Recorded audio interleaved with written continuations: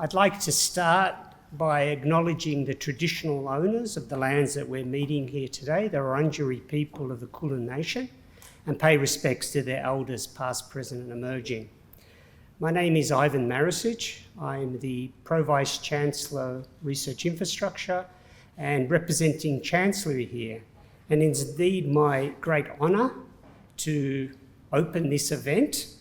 And it's really wonderful to see so many of you here tonight at the Science Gallery for this special event and to celebrate the relaunch of the Centre of Artificial Intelligence and Digital Ethics, CAIDE.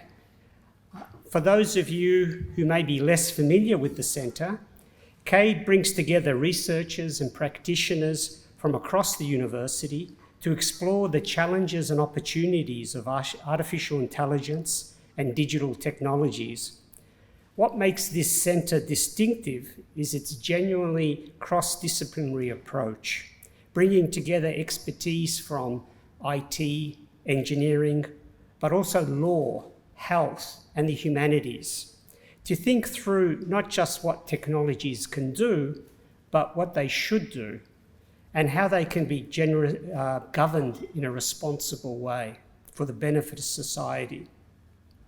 The centre is led by Professor Jeannie Patterson, supported by Deputy Directors Mark Chong and Simon Coughlin, and the ever-capable Centre Manager Abby Ward. Together with the Advisory Board, they've built a dynamic and growing community. Tonight is an opportunity to mark CAIDE's relaunch, backed by a commitment from the university with 5 years funding to continue and expand the work of the centre. We are delighted to do so by welcoming one of Australia's leading scientific voices, Tony Haymet, Australia's Chief Scientist. So let me just briefly introduce Professor Haymet. He has a distinguished career that spans research, leadership and public service, both here in Australia and internationally. Trained originally as a theoretical chemist, he's perhaps best known for his work in oceanography and his leadership as in some of the world's leading scientific institutions. He has held roles as Chief of CSIRO Marine and Atmospheric Research and later Vice Chancellor and Director of the Scripps Institute of Oceanography at UC San Diego, an institution at the forefront of global ocean and climate research.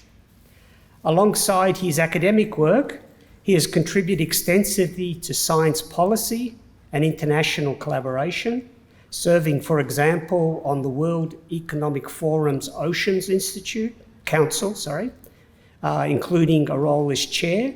He's also been involved in developing new technologies, including co-founding a company that builds autonomous ocean monitoring systems, essentially robotic platforms that help us understand what's happening in our oceans.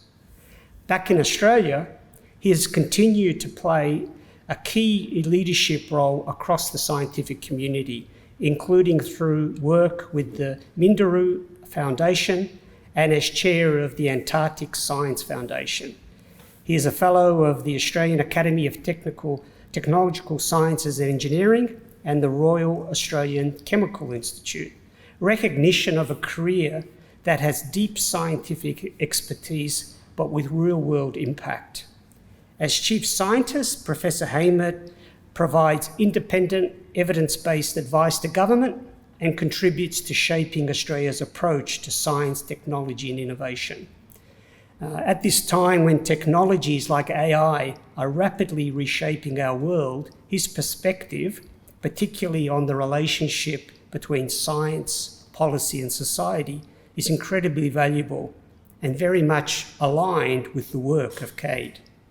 Therefore, we are very fortunate to have him with us tonight. Please join me in giving a warm welcome to Professor Tony Haymet.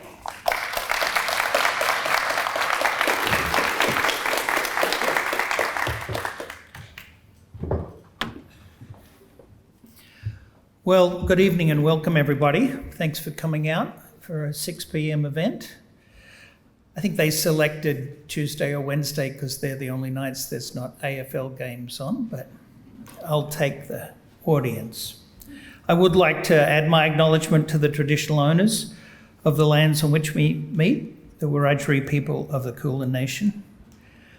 As Chief Scientist, I am very proud to support the wider recognition of Indigenous knowledge systems with some 65,000 years of understanding to offer. Now, this centre, by contrast, is a little bit younger, but in a short time, it's lived through a remarkable period of change. Now, 3 times you've invited Chief Scientists to address you. We were wondering in the office what the punchline is after that. But the real outcome is that this is the first time any of us have actually appeared in the flesh since COVID intervened with Alan Finkel's launching of you, actual launching, and Kathy Foley had to give her talk by video too. So COVID arrived and Melbourne fell silent. During that difficult period, Kathy Foley addressed you by video, highlighting both AI's role in responding to the pandemic and the dangers this technology can pose to individuals and communities. And now, here in 2026, here I am. I'm delighted to be part of this relaunch and pleased that renewed funding will continue to support the Centre's work, because your work is more vital than ever. When this centre was set up in the early 2020s, few could have anticipated the extraordinary speed and reach and impact of AI in the second half of this decade. I think Jeannie did, but I certainly did not. You began your work in a moment of global uncertainty. You are relaunching in another, one driven not by a virus, but by an exponential and unprecedented digital change. From the outset, CAIDE set itself apart by refusing a narrow view of AI. I'm incredibly impressed you got the word ethics into the title. Not easy in a university or a company. You treated it not just as a tool, but a social system shaped by law, culture, institutions, human behaviours, and market economics. That's a complex task.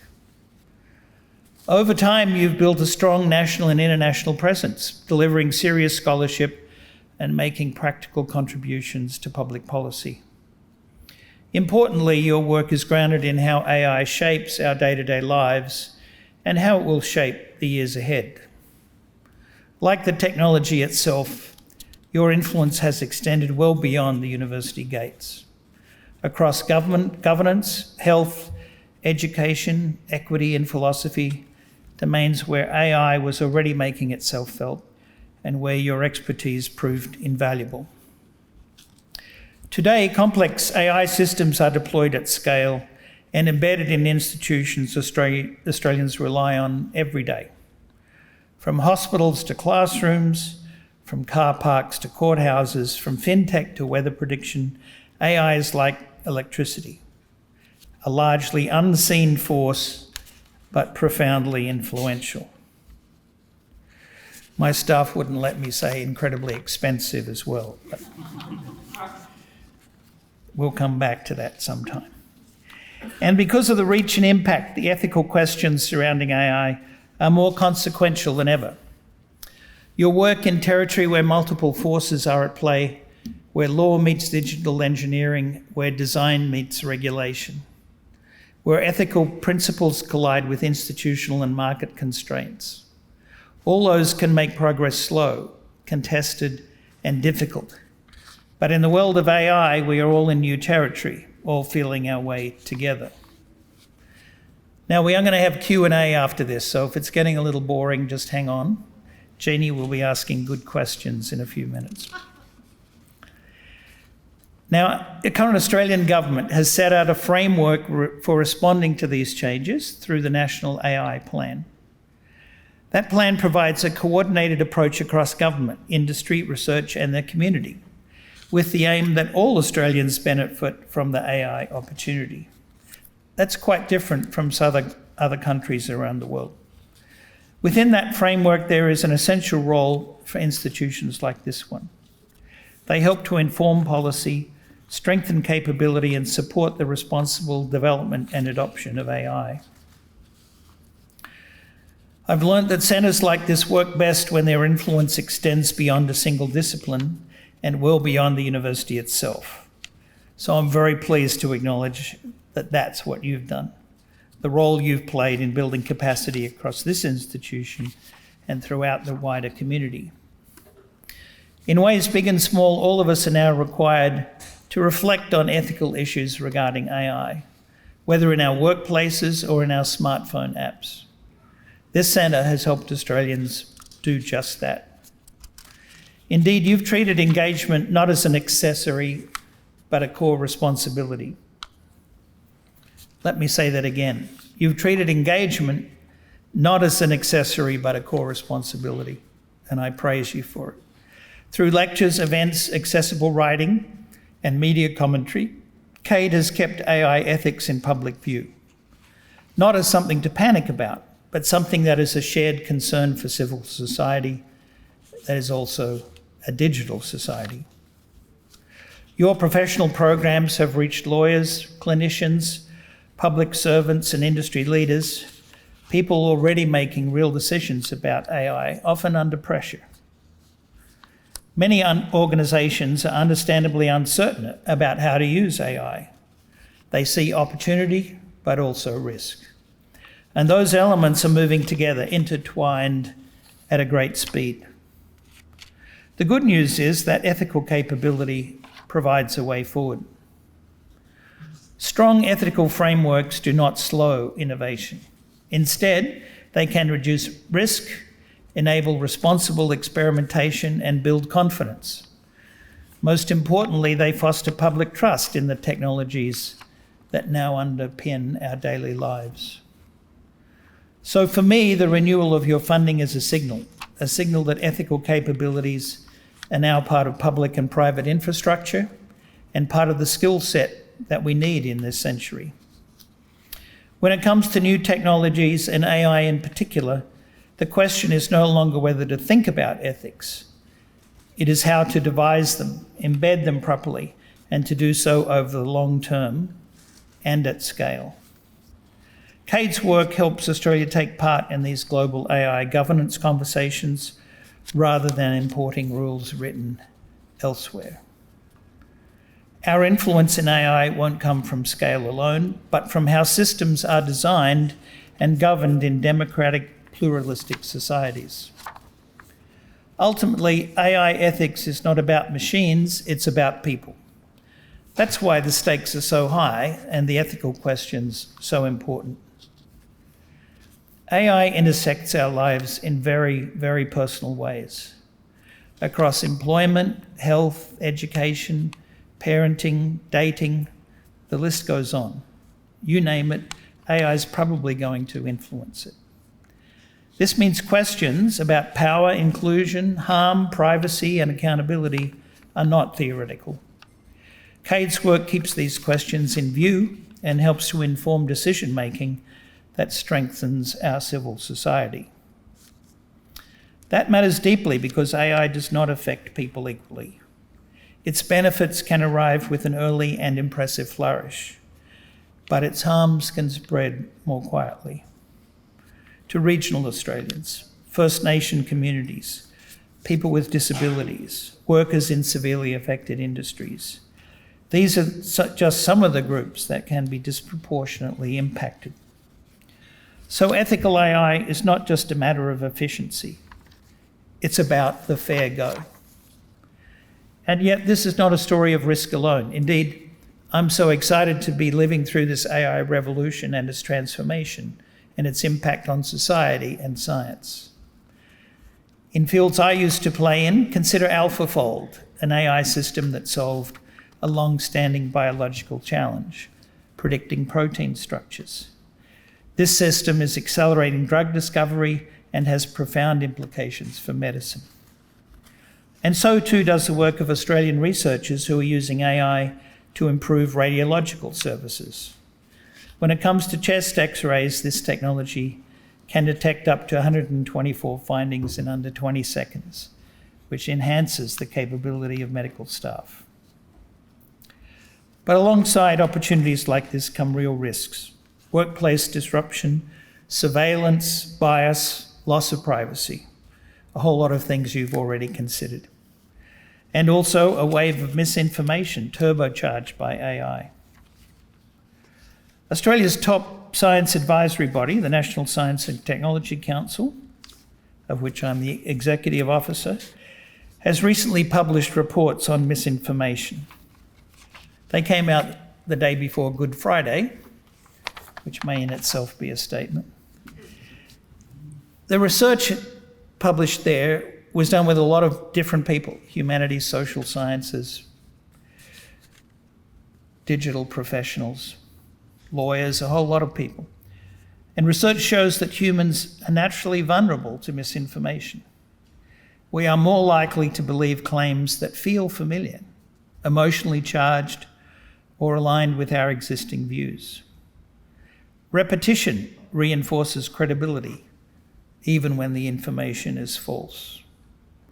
And misinformation is not just an information problem. It's also linked to individual well-being, mental health, and social connection. Those reports are all on my website.